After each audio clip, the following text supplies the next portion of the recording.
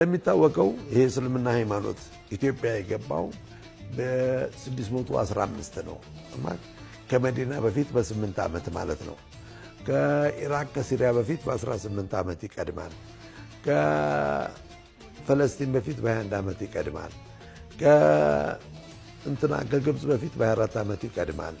ከአልጀርስ ከሞሮኮ በፊት በ27 ዓመት ይቀድማል። ጥሪውን በመቀበል ማለት ነው።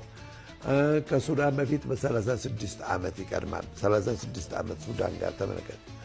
ከቱርክ ከኢራን በፊት በ67 ዓመት ይቀድማል።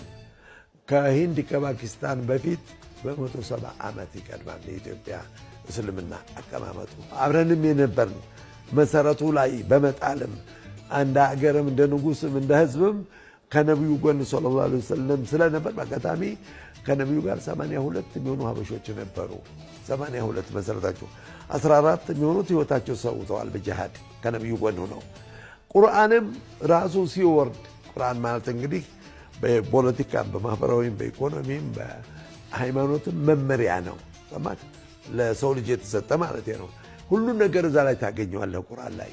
ያ እየተንጠባጠበ እንደ መመሪያ ሲወርድ በኢትዮጵያ ቋንቋ 30 ቃላቶችን ታገኛለህ። በእንግሊዝኛ አታገኝም፣ በፈረንሳይኛ አታገኝም። 30 ቃላቶች እዚህ ተቀደሰው ቁርአን ዛሬ ቻይና የሚያንብበው አሜሪካ የሚያንብበው ደቡብ አፍሪካ የሚያንብበው የእኛን ታሪክ ያገኘዋል እዛ ላይ።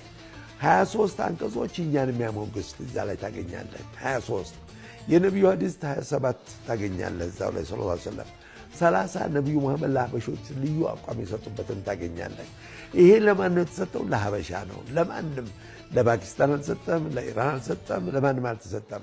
ለማንም ዜጋ ያልተሰጠ ነው። ስለዚህ የትኛውን ቦታ ቁርአንን የሚያነብ የወረደበትን ምክንያት የሚረዳ በምንድን ነው? የእኛን ታሪክ እዛ ላይ ያገኘ። የቢላል አዛን አሁን በቀን 5 ጊዜ ለሶላት አዛን ሲደረግ ቢላልን ማያስታውስ የለም።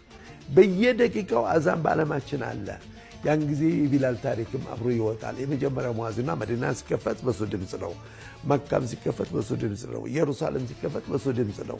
ስለዚህ የቢላል ታሪክ ደግሞ ያን ሁሉ ያመጣላል። አላሁ አክበር ብሎ አዛን በተደረገ ሰዓት ላይ የቢላልን መነሻ ሐሳብ ያመጣልሃል። እስካምጣልኝ የትኛው ነው ቢላል የሚባለው አሜሪካዊ? የትኛው ነው ቢላል የሚባለው እንግሊዛዊ? የለም። ስለዚህ ቢላል ሐበሺ ነው የሚባለው፣ የሐበሻው ዜግነት። ቢላል ለምን ሐበሻነቱን መረጠ የሚለው ለመካ የተወለደ እኮ ነው። ግን የአባቱ ስም ረባህ ነው።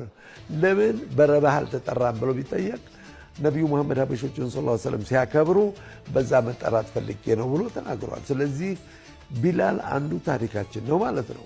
ስለዚህ በቢላል ስም የትኛው ማለት ብትሄድ አዳራሾች ታገኛለህ፣ መንገዶች ታገኛለህ፣ ድልድዮች ታገኛለህ፣ መስጊዶች። እኔ ባለቤቱ ግን ምንም ትኩረት እንኳን አልሰጠውም። በነጃሺ ስም እንደዚሁ ታገኛለህ። ሌላው እነማን ናቸው ወደዚህ ሀገር ተሰደው የተጠለሉት? እጅግ ምርጥ የሚባለው በቁርአን የተወደሱ አላህ የመሰከረላቸው የገነት ናቸው ብሎ የእነሱን እንኳ ታሪክ እና ዑስማን አሉ እና አብደላህ ብን መስዑድ አሉ እና አቡ ዑበይዳ እነኛን እንኳ የተቀበለች ሀገር ያንን በመንዙማ መልክ እናገኘዋለን እንጂ በስነ ጽሁፍ የተዘጋጀ መረጃ እንኳ የለንም እኛ ጋር በእኛ ቋንቋ ማለት ነው። ሌላው በአረቡ ዓለም በሙሉ የእስልምና ታሪክ ሲጽፉ የእኛ ታሪክ አብሮ ነው የተያዘው። 21ኛው ክፍለ ዘመን ላይ ቴክኖሎጂው በረቀቀበት ሰዓት ላይ ያ የተቀበረ ታሪካችን እየመጣ ነው። አሁን የትኛው ቦታ ብትሄድ ሀበሻን የማያከብር የለም። ያከብራል በደንብ ነቢዩ ያከበሩ ዜጋ በማለት